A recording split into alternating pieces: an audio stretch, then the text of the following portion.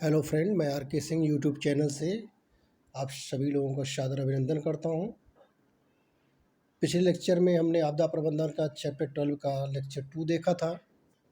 आज हम उसी सीक्वेंस को आगे आगे बढ़ाते हुए आपदा प्रबंधन का चैप्टर 12 का लेक्चर 3 देख रहे हैं,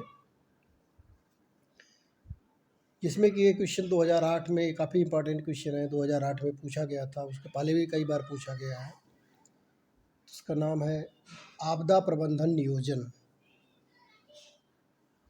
तो आपदा से होने वाली जो भी हानियां हैं और परेशानियां हैं, उसको कम करने के लिए जो भी सुरक्षात्मक प्रयास किए जाते हैं, पुनर्निवास की व्यवस्था की जाती है, आर्थिक एवं चिकित्सकीय सहायता आदि की व्यवस्था की जाती है, ये सारी चीज़ें ही आपदा प्रबंधन है।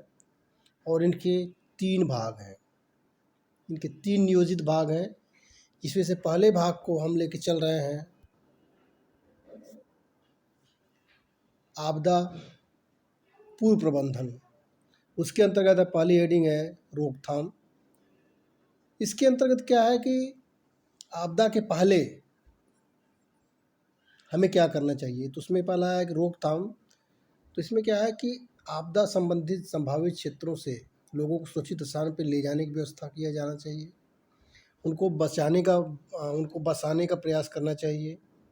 उनको आपदा से बचाने का प्रयास करना चाहिए। ये सारे उपाय रोकथाम के अंतर्गत आते हैं। मतलब कि जहाँ पे आपदा संभावित क्षेत्र हैं, वहाँ से वहाँ के लोगों को सुरक्षित स्थान पर ले जाना, ले जाकर उनको बचाना, आपदा से उनको बचाना, ये सारे जो चीज़ें हैं ये रोकथाम के अंतर्गत आती हैं। पहले पॉइंट में दूसरा है कि शमन। इसके अंतर्गत आपदा प्रचंडता को कम करने का उपाय ही शमन कहलाता है। प्रचंडता को अभी आप सोच रहे हैं क्या होता है, मतलब कि भयानक स्थिति, जब आपदा की भयानक स्थिति आ जाए, उसको कम करने के लिए जो भी उपाय किए जाते हैं वो शमन आते हैं। जैसे बाढ़ से बचने के लिए क्या किया जाएगा कि ऊंचाई पे घर को बनाया जाएगा। भूकंप से बचने के लिए क्या किया जाएगा, भूकंप रोधी मकान बनाया जाए। तो ये सारी चीज़ें हमारे शमन के अंतर्गत आती हैं। दूसरा पॉइंट हमारा आता है आपदा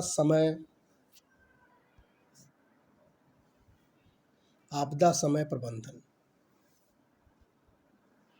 कौन सा है? आपदा समय प्रबंधन। तो आपदा ग्रसित पीड़ितों के लिए पर्याप्त खाद्य सामग्री मुहैया कराना, दवाइयाँ पहुँचाना एवं उनकी अन्य आवश्यकताओं को पूर्ति करना आपदा समय प्रबंधन के अंतर्गत आता है। बहुत सिंपल सी चीज़ें हैं, आपको सिर्फ इनकी हेडिंग को याद रखना। एक बार आप अगर इसको खाली स्टडी कर लेंगे, एक बार इस पर नज़र डाल दोगे, तो आप सारी चीज़ें अपने आप लिखेंगे। तो आपदा समय प्रबंधन के अंतर्गत क्या क्या आएगा? आपदा ग्रसित पीड़ितों के लिए पर्याप्त खाद्य सामग्री मुहैया कराना, दवाइयाँ पहुँचाना, उनकी आवश्यकताओं की पूर्ति करना आदि।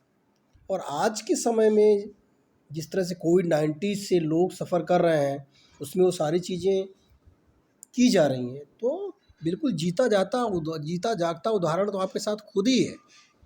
बहुत ज़्यादा सोचने की ज़रूरत नहीं है, बस उसी चीज़ को अपने सेंटेंस में लिखना है। और तीसरा और अंतिम पॉइंट इसके अंतर्गत आता है आपदा के उपरांत प्रबंधन, कि जब आपदा आ जाए उसके उपरांत हमें क्या करना चाहिए। तो इसके अंतर्गत राहत एवं सहायता कार्य आते हैं। जैसे कि इस समय कम्युनिटी किचन की व्यवस्था की जा रही है हर जगह, पीड़ितों के लिए भोजन, उनके लिए दवाइयाँ आदि की व्यवस्था की जा रही है। तो ये सारी व्यवस्थाएं जो मुहैया कराई जा रही हैं वो आपदा के उपरांत प्रबंधन के अंतर्गत आती है। तो आपने क्या क्या देखा आपदा प्रबंधन नियोजन के अंतर्गत? 3 चीज़ें देखी। आपदा पूर्व प्रबंधन पहली हेडिंग थी, जिसमें रोकथाम और शमन देखा। दूसरी हेडिंग थी आपदा समय प्रबंधन। तीसरा हेडिंग था आपका आपदा के उपरांत प्रबंधन। इसके बाद 2009 में क्वेश्चन पूछा है, ये भी क्वेश्चन काफ़ी इम्पोर्टेंट है आपका। राष्ट्रमंडल सरकार की आपदा प्रबंधन क्या क्या योजनाएं हैं। तो एक चीज़ ध्यान रखिए कि राष्ट्रमंडल सरकार को शॉर्ट में कहते हैं, इंग्लिश में कहते हैं कॉमनवेल्थ गवर्नमेंट, और इसको CWG के नाम से भी जाना जाता है। तो कभी कभी क्वेश्चन इस तरह से भी आ जाता है कि CWG की आपदा प्रबंधन योजनाएं क्या क्या है। CWG, C बोले तो कॉमन, W बोले तो वेल्थ, G बोले तो गवर्नमेंट, क्या क्या योजनाएं हैं। तो इसके अंतर्गत निम्न व्यवस्था की गई है: तैयारी करना, राहत कार्य, उबारना एवं पुनर्निवास, उसकी रोकथाम करना, उसकी शमन करना, उसकी तैयारी करना। तो ये सारी चीज़ें आती हैं राष्ट्रमंडल सरकार की आपदा प्रबंधन योजना के अंतर्गत। उसके बाद हम एक पॉइंट देख रहे हैं, आपदा प्रबंधन चक्र। एक हम साइकिल के रूप में इसको देख ले रहे हैं कि कहाँ से शुरू होता है और कहाँ तक जाके फिर वो वहीं पे ख़त्म हो जाता है। तो वो हेडिंग का नाम है आपका आपदा प्रबंधन चक्र। आपदा प्रबंधन चक्र विस्तृत रूप से व्याख्यात्मक है, उसको हम एक चार्ट के अनुसार देख रहे हैं, आपको हम दिखा रहे हैं। थोड़ा सा इसको जूम करके दिखा दिया जा रहा है। आप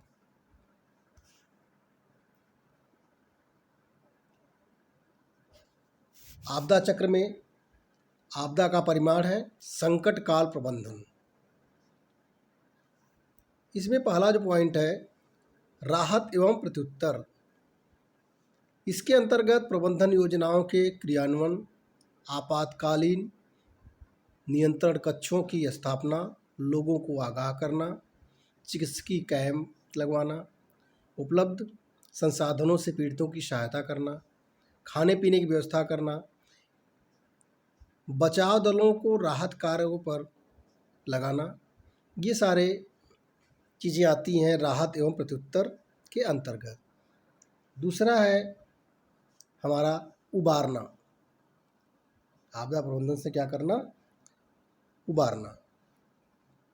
तो इसके अंतर्गत समुदाय को स्वास्थ्य एवं सुरक्षा के बारे में जागरूक करना, मारे गए सगे संबंधियों या लापता लोगों के लिए जीवन यापन की व्यवस्था करवाना, बच्चों की पढ़ाई लिखाई व घरेलू आवश्यकताओं की पूर्ति करना।